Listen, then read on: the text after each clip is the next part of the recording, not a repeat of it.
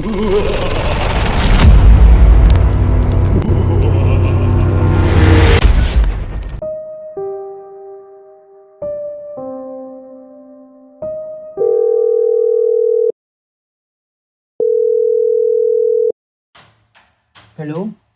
अरमान बोल रहे हैं। जी, हम अरमान बोल रहे हैं। हाँ, हम वो ऑफिसर हैं जो आपका मम्मी का मर्डर केस देख रहे थे। आपका केस एक डिटेक्टिव को दिया गया है।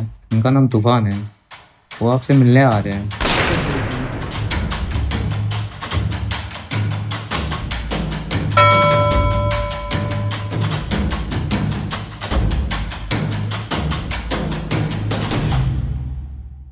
अरमान, मैं जानता हूँ तुम्हारे लिए बहुत मुश्किल समय है, पर मुझे बताओ जो कुछ भी तुम्हें याद है, ताकि मैं तुम्हारी मदद कर सकूं। असल में सर मैं सोया हुआ था और जैसे ही मुझे उनकी चीख सुनाई दी तो मैं जब यहाँ पे आया तो देखा तब तक उनकी मौत हो चुकी थी। और ये सब कितने बजे हुआ था? तो करीब सुबह के 6-7 बजे। अच्छा, और ये कैसे पॉसिबल है? कोई तुम्हारे घर घुस के तुम्हारी मम्मी को मार के चला गया और तुम्हें पता भी नहीं चला? मुझे नहीं पता सर।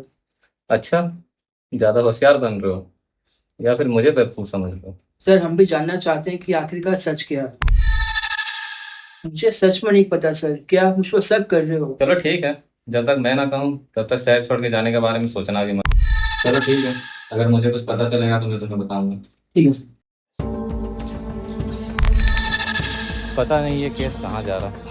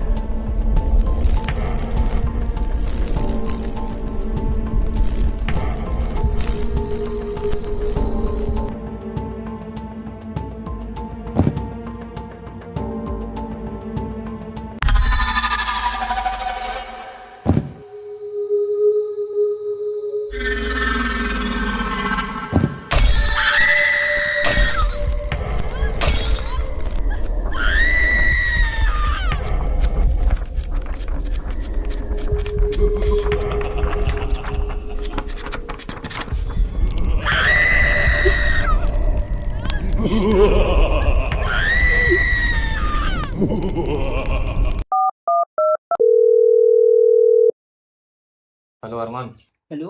मुझे एक किताब मिली है जी सर बोलिए। जिसमें एक तांत्रिक बाबा का जिक्र है। क्या तुम इस बारे में कुछ जानते हो? नहीं सर, मुझे कोई आइडिया नहीं है इसके बारे में। अच्छा ठीक है। अच्छा ठीक है सर।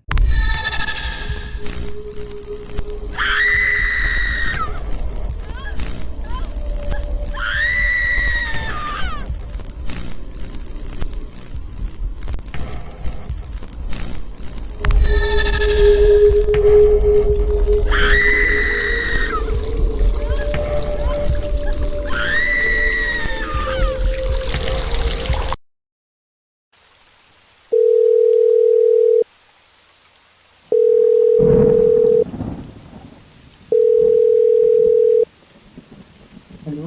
हेलो अरमान, कौन? मेरी आवाज़ इतनी जल्दी भूल गए? जी सर, आप बोल रहे हो? कहाँ हो तुम अभी? हाँ सर, घर में ही है। ठीक है, मैं आता हूँ मिलने के लिए। अच्छा ठीक है सर। क्या बात है अरमान, तुम इतने परेशान क्यों लग रहे हो? सर जो हो रहा है कुछ मेरे साथ देख के मेरे को बहुत ही आश्चर्य लग रहा है। और क्या हो रहा है तुम्हारे साथ? जो चीज़ मेरे को छोटे ने बताया था वो चीज़ सब मेरे साथ हो रहा है। छोटे के साथ क्या हो रहा था? क्या बताया था तुम उसे? छोटे ने तो ये बताया था कि उसने एक भूत देखा था, वही भूत अब मेरे को दिखाई दे रहा है। भूत दिखाई दे रहा? जी। और तुम इन सारी बकवास चीज़ों पे मानते हो? तो मानते तो नहीं है बट अब जो हो रहा है हम महसूस करने लगे हैं। महसूस भी करने लगे हो? जी। सर क्या आप इन बातों पर बिलीव करते हैं? नहीं, मैं इन सारी बकवास चीज़ों पे बिलीव नहीं करता। अच्छा। खैर जो भी हो, मुझे जो किताब मिली थी ना, जी। उस किताब के बारे में मुझे बहुत कुछ पता चला है। जी। तो अभी हम जा रहे हैं एक बाबा से मिलने के लिए, जी। और तुम मेरे साथ चल रहे हो। हम क्यों जाएंगे? क्योंकि इस किताब में तिवारी का जिक्र था। तिवारी यानी कि वो तिवारी छोटे के पापा? अब वो तो मुझे नहीं पता, पर तिवारी का जिक्र था। अच्छा वही पता करने के लिए अब हम जा रहे हैं बाबा से। अच्छा। हर हर महादेव। जटाटवीगलज्जलप्रवाहपावितस्थले घरेवलम्ब्य लम्बिताम्बुजङ्गतुङ्गमालिकां डमड्डमड्डमड्डमन्निनादमड्डमर्वयुञ्चकार चण्डताण्डवं तनोतु न शिव शिवम्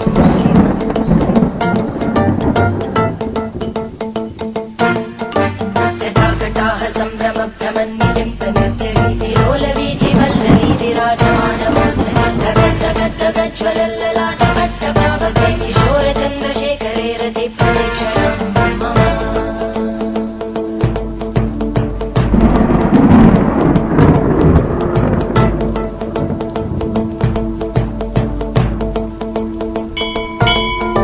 धराधरेन्द्रनन्दिनी विलासबन्धुगं तो आपको लगता है बाबा आए? मुझे यकीन है कि वो बाबा जरूर है, क्योंकि ये किताब उनके गुरु की थी। अच्छा, तो आपको किताब लाए हैं? नहीं, क्यों? क्योंकि वो किताब हम अपने ऑफिस में भूल गए। अच्छा, तो फिर अभी? ये तो अभी इस बाबा से मिलते ही पता चलेगा। ठीक है, चलिए। आखिरकार ये लोग आखिर क्या है? मुझे पता था तुम दोनों मिलने के जरूर आओगे, अच्छा, और आपको कैसे पता था कि हम आपसे मिलने आने वाले हैं? क्योंकि तुम उसी किताब के बारे में जानने के लिए आए हो जो मेरे गुरु ने लिखा था। तो मुझे बताइए, उस बुक का रहस्य क्या है? अंजलि कौन थी और उसे क्यों मारा गया था, और उसका मेरे इस केस से क्या संबंध है? अभी अंजलि कौन? हम इसको नाम पहली बार सुन रहे हैं। ये तो तुम्हें अंजलि ही बता सकती। इस वक्त मेरी वो किताब कहाँ है?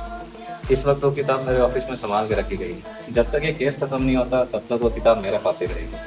अंजलि मर चुकी है तो फिर ये किताब का रहस्य कैसे मालूम चलेगा? एक तरीका है जिससे अंजलि को बुलाया जा सकता। आपको क्या लगता है? तुम कुछ हो रहा है, ये सब काम है? पता नहीं अरमान, मैं भी पहली बार ये सब देखा। पर अगर हमें अंजलि का सच जानना है तो शायद ये सब करना ही पड़ेगा। अब हम अंजलि को बुलाने के लिए तैयार हैं। ओम ह्रीं क्लीं भीम चीं चामुंडाय विच्चे नमः। मैं रुद्रनाथ तुम्हें पंचभूतों की शक्तियों से तुम्हारा आह्वान करता हूँ। अंजलि प्रकट हो, अंजलि प्रकट हो, अंजलि प्रकट हो। हमें सच जानना है अंजलि, तुम्हारी मौत की असली वजह क्या थी? सच जानना है ना तुम लोगों को? तो सुनो, मैं मरी नहीं थी, मुझे मारा गया था, सिर्फ एक जमीन के टुकड़े के लिए। मतलब क्या है इसका अंजलि? अरमान की माँ के कहने पर सभी लोग उस तांत्रिक बाबा के पास गए और उस तांत्रिक बाबा ने उन सबको उकसाया कि अगर वो मुझे मार देते हैं तो वो जमीन उनकी हो जाएगी। मतलब क्या है इसका? मेरी माँ ऐसा कर ही नहीं सकती है। लेकिन असली कातिल सिर्फ तुम्हारी माँ नहीं, वो तांत्रिक बाबा था जिसने यही चाहा था कि तुम्हारी माँ और सब लोग मिलकर मुझे मार दें ताकि वो खुद बच सके। तो हमें बताओ, तांत्रिक का असली मकसद क्या था? उसका असली मकसद था अपने पिता काला शंकर को जिंदा करना। मुझे को समझ में नहीं आ रहा, आखिरकार ये तांत्रिक बाबा, ये काला शंकर कौन है? पर उस तांत्रिक का मकसद सिर्फ एक ही है, अपने पिता को वापस लाना। मतलब वो सारी मौतें जो हो रही थी वो तांत्रिक बाबा करा रहा था? हाँ,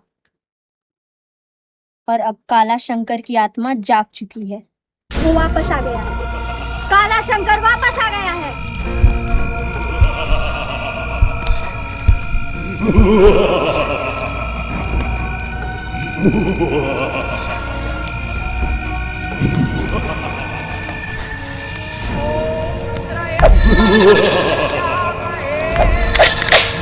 तुम लोगों को क्या लगा कि तुम लोग मुझे खत्म कर दोगे? मैंने मौत को पीछे छोड़ दिया है। तुम जैसे इंसानों को बस लगता है कि वो जीत रहे हैं, लेकिन असली खेल तो अब शुरू हो गया। इस बार मैं तुम्हें जीतने नहीं दूंगी काला शंकर। ओह, तो तुम एक प्रेत, तुम्हें क्या लगता है एक प्रेत की शक्तियाँ तांत्रिक की शक्तियों से ज्यादा होती है? शायद तुम भूल रहे हो, तुम्हारी गले की माला टूट चुकी है। मेरे विमंत्रित माला, तुम्हें तो मैं काला शंकर, तुम इस बार नहीं बचोगे।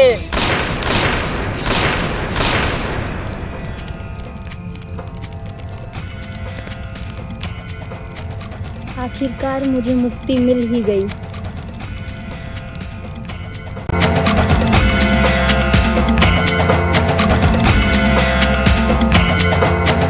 भाव भगत से कोई शरणागत आवे, संतति संपत्ति सब ही भरपूर पावे। ऐसे तुम महाराज मोको अति भावे, गोसावे नंदन निश्चित गुण गावे। जय देव जय देव जय देव जय देव जय जय गणराज विद्या सुखदाता, धन्य तुम्हारो दर्शन मेरा मन रमता। जय देव जय